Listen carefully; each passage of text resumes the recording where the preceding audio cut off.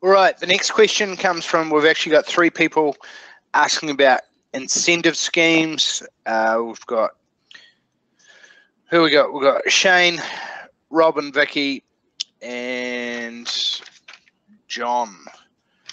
Let's talk a little bit about incentive schemes. Russ, how do you reward your guys and who do you reward? I let them come and work for me for 44 hours a week. Very kind of you. Nice. I'll let them, you're welcome. Do they get extra money if they do the 44 hours? Because obviously if you've got someone just doing 40 hours versus doing 44, 4 hours, 50 weeks, that's $200 more, 200 hours more during the year. If you've got an apprentice that you're paying $20, charging them out at 50, that's $30 an hour, times $200, and there's an extra $6,000 to you. Yeah, so interesting enough, Marty, I've been reviewing a lot of my practice. It's a bit like me, I've been doing it for a long time, and you actually, over time, you sometimes let some of these things go.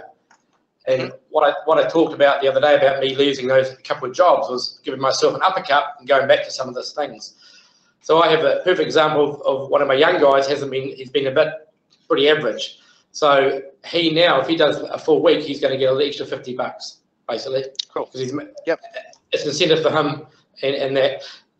But what I used to do is do that. I had a checklist. I had, if they wore the uniform, if they did 44 hours a week, obviously, which means they have to be on time, etc. Had their time sheets filled in and all those sort of things. They all got a $40 bonus a week. This is a few years ago. Haven't done it for a while. Really think it's valuable, and I'm going to probably look at introducing that again. But at this stage, my incentives only go to my foreman. So not my builders, just the foreman. He is the key part of my ingredients of running a successful job, the foreman for me. Yep. Okay, cool. Awesome, Russ. Now, just on that, there's a few, we've got quite a lot of other members who do incentive schemes, and some of the ones that I've seen operate the best over the years. Brendon does a simple one. So he does, the foreman gets rewarded $150 per week, basically as a project management fee or bonus for that job, as long as the job's brought in on time and under budget. And so if it's a 10-week job, the foreman will get an extra $1,500. So that's one that works quite well. There's another one that some of our guys use, is 20% of the labor saved. So if you have 3 guys working at, say, $50 an hour, 40 hours a week, then you've got 120 labor hours. You've got to charge to the client of $6,000. 120 labor hours times, say, a $50 average charge out rate, there's $6,000 to the client. So if the foreman can bring that job in 1 week earlier, you've just made an extra $6,000. Now, 20% of that labor would be 20% times $6,000. So that's $1,200. So the foreman in this situation would get an extra $1,200 for running that job, and it might be a 6 to 10 week job. You've then got an extra week's capacity, because instead of starting the next job on week 13, you're now able to start the next job on week 12. So you've got an extra week's capacity for the team to start an extra job. So that one works really well, 20% of the labor saved. And then some guys will reward their builders on the team, and they'll do it basically on a points basis.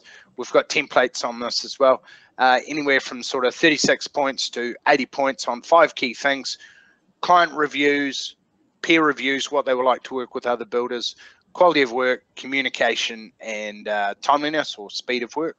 And then they'll get anywhere typically from $100 to $250, depending on how long the job is. Is there anything else that you take into account when you're assessing guys, like how they work with other guys, or how much work is involved from you guys in the office for us? Yeah, so one of the key thing for us, and we've got a bit of a young team, the key thing is they also want to know how they're going. So it also appears in with your reviews that you do with our workers every 6 months as well. So we'd ask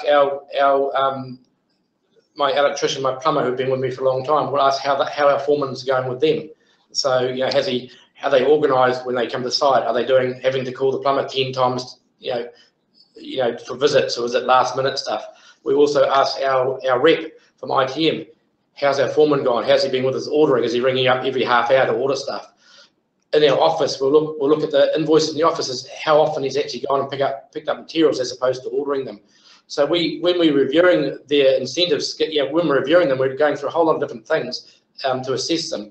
Obviously, all our jobs are going to make profit because that's how we price them and that's how we do the sales pitch and our primary budget. So all our jobs are going to make a profit. You'd have to be pretty poor not to make a profit. One of the things you said, Marty, was my involvement. How often I have to go to site and be involved in stuff, whether it's me sorting out clients, variations, HR.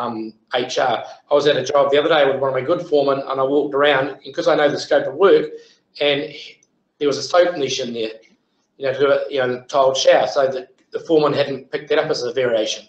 Just that's $350, So if I'd said, hey, by the way, you've just lost $350 of your bonus because you never picked the soap niche up, So there's a lot of factors, but the other factor is if I was too stringent on the bonuses based on all the performance, based on just one thing, which is the labour on the job, my guys would want Dan Carr and Kieran Reid. They wouldn't want some of the other guys on the job. So you're only as good as your team that you've got with you. So you've got to base your incentive, for me personally, on a whole lot of different varying factors.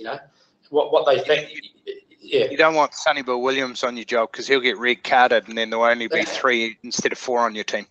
Exactly, but there's a whole lot of different aspects that you'll look at and go, how do I give this guy a bonus? Is it just on the profit? It could be on his learning, his ability. Now he's doing HR better. Now he's doing some of those other factors better, which initially at the initial may not make the job faster or more profitable, but over time it will do eventually. With these young guys, to train them and get them through. And it might be just a case that I'm not going to site as much now, which is cool. Which eventually that saves me time, but it's not going to come on the spreadsheet of a job. So just bear that in mind.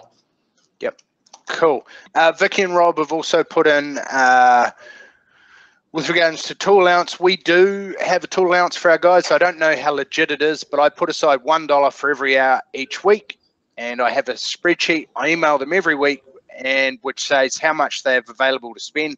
They then use our account to buy tools, and I deduct the amount spent off that money set aside and the spreadsheet. Any thoughts, comments? Fantastic. Yep. Cool. I think that's great. That's awesome. That's a great idea. Awesome. Okay, cool.